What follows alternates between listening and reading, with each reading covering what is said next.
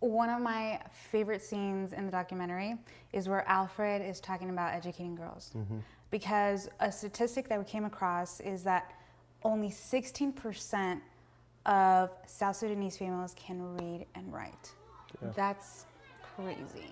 Yeah, it was interesting because I think none of us were really expecting him to have that opinion about educating women and about equal rights amongst the refugees, especially the children as they're growing up.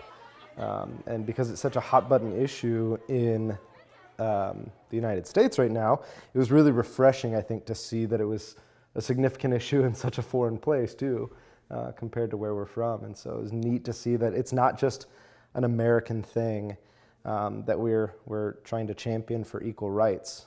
It's actually something that is maybe a bit more pervasive throughout the world, which is just kind of a neat little nugget to discover. There are other cultures which are no longer helpful. They're not healthy. So like cultures of saying girls are only prepared for wealth purpose. If you're educated, you will not look at that angle, because that culture is putting girls below the man.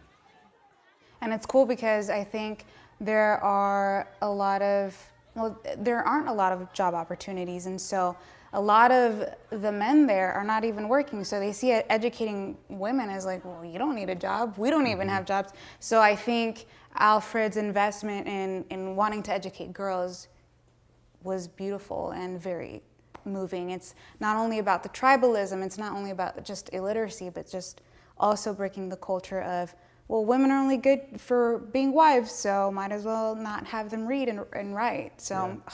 And one of the neatest things was that he's actually living it out in his own home. Absolutely. That his wife, Night, she is actually the breadwinner for the family. She actually started a business on her own, and she's built it up to the point now where Alfred, because he's not making a salary, it's okay because she is making enough money for the family. So it's like, it's this really beautiful connection that they have, that their main goal and their purpose is to take care of their family and to provide for one another, and it's not based on gender roles or anything really. Yeah, and in turn she's empowering him to empower the rest of the community. Yeah.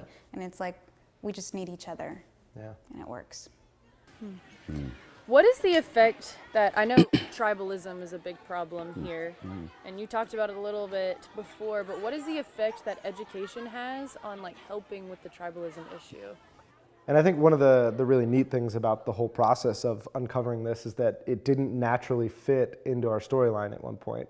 And as when you found the clips about it, you were obsessed with it. I was like, we need to put this in the film, it's so important. I think if they're educated, there are other cultures which are no longer helpful. They're not healthy.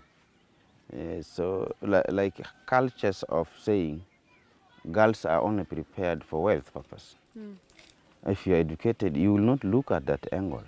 When we started piecing together, okay, Alfred thinks these are issues, and that was where we could finally fit it in. It's illiteracy is an issue, crime, alcoholism, tribalism, and this culture of, discriminating girls. So it was very powerful, and I'm really, really happy it's in there. So why send the girl to school? So these are things that we need to cut them off and push our children equally to school. If it means sending our children to school, we don't want to discriminate.